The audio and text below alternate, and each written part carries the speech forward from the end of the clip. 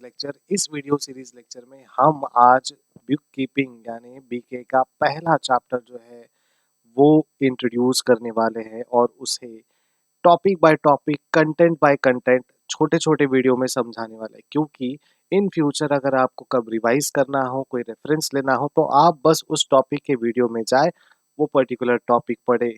एक एक घंटे के वीडियोस देखकर फॉरवर्ड करना, बैकवर्ड करना, कहाँ पे है वो टॉपिक, ये ढूंढने से अच्छा है कि हम आपको short, sweet and to the point इस टॉपिक को पढ़ाए। तो चलिए शुरुआत करते हैं। अगर हमारे चैनल में आप नए हो तो सब्सक्राइब कीजिए, लाइक कीजिए और बेल आइकन को क्लिक कीजिए। तो चलिए, introduction of book keeping. Book keeping का मतलब क्या है? दोस्तों, बुक कीपिंग आजकल की नहीं है। बुक कीपिंग एक बहुत ही पुराना कंसेप्ट है, ठीक है? और उसके पीछे एक स्टोरी है। जानना चाहते हो क्या स्टोरी है? तो चलिए, ये बुक कीपिंग जो है इटालियन के एक लूका पैसियोली ने शुरू किया था, ठीक है? ये लूका पैसियोली जो है उनको माना गया है जनक of accounting and book keeping. वो बुक कीपिंग के फादर है। तो अगर आपके टेक्स्ट बुक में ये मेंशन नहीं है, ये स्टोरी आपके बुक में नहीं है, तो जान लीजिए, इसे एग्जाम में लिखिए और अच्छे मार्क्स स्कोर कीजिए, ठीक है? तो लूका पैसियोली इटाली से थे, उनको इटालियन कहते हैं हम लोग, और he is the father of accounting and book keeping. ये एक पहले ऐसे इंसान थे जिन्होंने पब्लिश किया a work on double entry book keeping और इंट्रोड्यूस किया ये फील्ड इटली में। अब उसके बाद धीरे धीरे बहुत सारे लोगों ने उसके पहले भी उसके बाद भी अपने अपने स्टाइल में उन्होंने बुक कीपिंग बनाना शुरू किया। तो बेबीलोनियन जो थे उनका एक तरीका था, उसको बोलते हैं स्टाइली, जो एक छोटे से स्लैब ऑफ क्ले में, मतलब क्ले होता है उसका एक छोटी सी स्लैब बनाते हैं, या हम लोग बोर्ड बोल सकते हैं, वो बनाते हैं, उसे गीला रखते हैं जितना टाइम हो सके। और क्ले जल्दी सूखता नहीं है और इसीलिए क्ले का इस्तेमाल किया गया है, ताकि वो अपने बिजनेस ट्रांजैक्शंस का या जो भी लेना देना है उस ट्रांजैक्शन को रिकॉर्ड कर पाए अपने छोटे से स्लैब में, जो क्ले से बना है। उसके बाद मेसोपोटामियन ने भी, बुक कीपर्स जो थे उन्होंने भी इस टैबलेट यानी क्ले टैबलेट्स का इस्तेमाल किया, ठीक है? और ये 7,000 साल पहले इस्तेमाल किया उन्होंने। तो सोचिए, बुक कीपिंग जो है आज के डेट का नहीं है, मॉडर्न वर्जन नहीं है, ठीक है? ये बहुत पुराना जमाना है।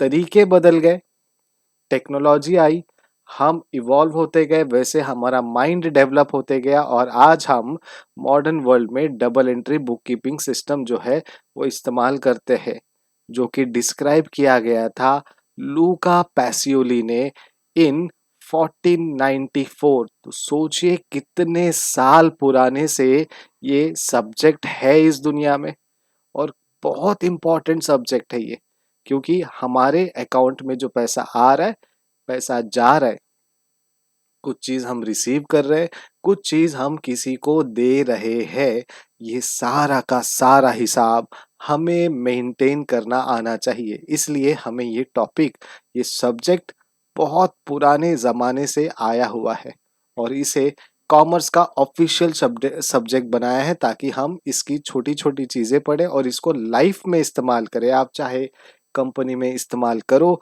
या ना करो, लेकिन अपने लाइफ में जरूर इस्तेमाल करना।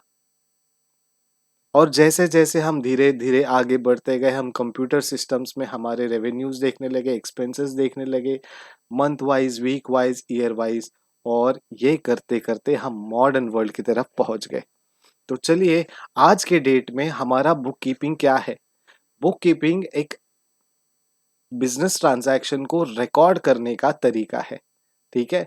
बिजनेस एंटरप्राइजेस और अदर ऑर्गेनाइजेशन जो है बहुत सारे एक्टिविटीज में इन्वॉल्व होते हैं, जैसे कि कोई चीज खरीदना, कोई चीज बेचना, ठीक है? जब हम कोई एक्सचेंज करते हैं तो उसमें पैसा या पैसे से रिलेटेड कोई वस्तु, अब ये वस्तु या वर्थ क्यों बोला है? बिकॉज जब हम बार्टर सिस्टम करते थे, उस बार्टर सिस्टम में हम प्रोडक्ट के बदले में प्रोडक्ट देते थे। जैसे मुझे गेहूँ खरीदना है तो हम उसके बदले में राइस देते थे, right? So that is equivalent to money's worth. लेकिन आज के ज़माने में हम क्या एक्सचेंज करते हैं? प्रोडक्ट एक्सचेंज करते हैं और उसके बदले में हम पैसे लेते हैं। और ये एक्टिविटीज़ इन्वॉल्व होती है हमारे ऑर्गेनाइजेशन के ट्रांजैक्शंस में भी। और इसलिए हमें बुक कीपिंग बहुत इम्पॉर्टेंट है और बुक कीपिंग हमें मेंटेन करना है। ठीक है? तो ये सारे एक्टिविटीज़ को हम रिकॉर्ड करते हैं। क्यों रिकॉर्ड करते हैं? क्योंकि इसका एक पर्पस होता है, ताकि हम इन फ्यूचर या नियर फ्यूचर कोई इम्पोर्टेंट डिसीजंस लेना चाहे तो ये जो एक्टिविटी हमने की है या आने वाले जो एक्टिविटीज़ है, क्या वो हमें परमिसिबल है या वो परमिशन देती है कि हम कोई बड़ा कदम उठाए, या फिर हम जो प्रोजेक्ट करने वाले हैं, जो एक्टिविटी करने वाले हैं, क्या उसका बजट और हमारे पास जो अकाउंट्स में बजट है, क्या वो फुलफिल करेगा? क्या ये प्रॉफिटेबल है या हमें लॉस बनाएगा? ठीक है? क्या हम इस पर्टिकुलर प्रोसेस को जो अब हम प्रोडक्शन कर रहे हैं, जो सर्विस दे रहे हैं, उसको कंटिन्यू करना है या नहीं करना है? ये सारे सवालों के जवाब हमें अपने बुक कीपिंग से मिलते हैं। बुक कीपिंग में हमें बहुत सारी इंफॉर्मेशन मिलती है जो बिजनेस और हमारे ऑर्गेनाइजेशंस को रिक्वायर्ड है। अब सिर्फ बिजनेस और ऑर्गेनाइजेशन में सिर्फ मालिक और नौकर नहीं होता, तो वहाँ पे इन्वेस्टर्स भी होते हैं, स्टेक होल्डर्स भी होते हैं, एम्प्लॉयज भी होते हैं, रिसर्चर्स भी होते हैं, गवर्नमेंट भी होते हैं। तो हमें क्या करना है? इन सारे लोगों को भी तो जवाब देना है। अगर हमने हमारे इन्वेस्टर्स को जवाब नहीं दिया कि इस साल हमें कितने पैसे आए, उसमें कितने डूबे, कितने प्रॉफिट हुए, कितना हमने लोगों को बांटा, कितने अमाउंट का क्या खर्चा किया, तो इन्वेस्टर नेक्स्ट टाइम इन्वेस्ट नहीं करेंगे। सरकार भी जानना चाहती है कि आपका जो बिजनेस है वो कितना प्रॉफिटेबल है, कितना लॉस में जा रहा है, कितने अमाउंट तक वो सस्टेन कर रहा है, आपका एनुअल प्रॉफिट कितना है, आपका क्वार्टरली प्रॉफिट कितना है। तो ये सारी इंफॉर्मेशन हमें अपने बुक कीपिंग से मिलेंगे। ठीक है? तो चलिए, बुक कीपिंग कैसे इवॉल्व हुआ इंडिया में।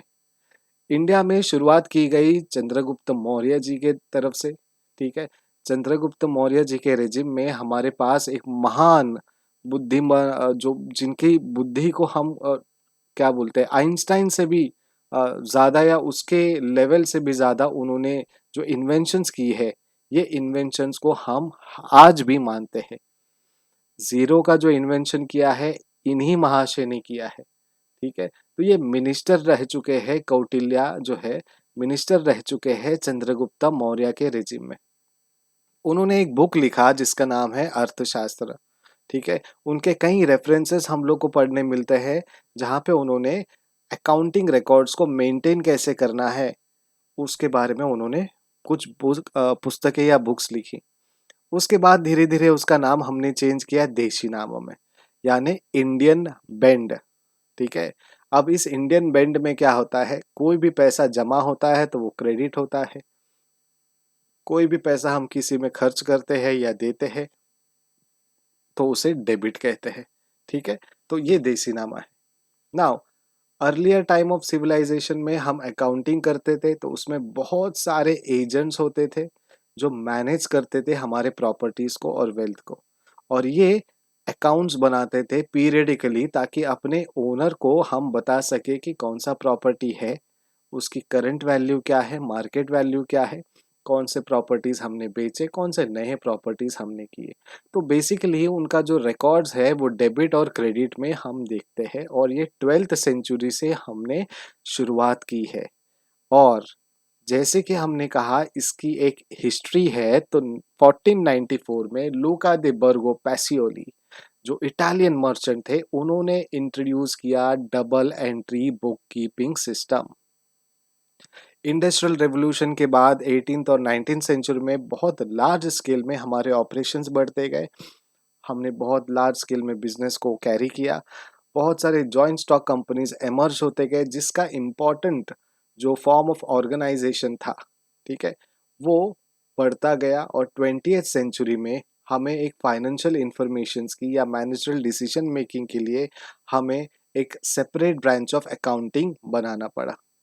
ठीक है, दो अकाउंटिंग एक इंडिविजुअल सेंट्रिक है और इनिशियल स्टेज में ये इवॉल्व होते गया, ग्रेजुअली ग्रेजुअली डेवलप होते गया सोशल रिस्पॉन्सिबिलिटी की तरफ से। ये बेसिकली 21st सेंचुरी तक हमने इसको ग्रो होते हुए देखा है। ये क्यों हुआ? बिकॉज जो बिजनेस है वो बहुत वास्ट लेवल पे ग्रो कर रहा था और एज अ रिजल्ट हमें अलग अलग फील्ड्स को डेवलप करने पड़े। ठीक है, और इस तरीके से जो बुक कीपिंग या अकाउंटिंग है वो मॉडर्न वर्ल्ड में बिजनेस के लिए हमें अवेलेबल किया गया।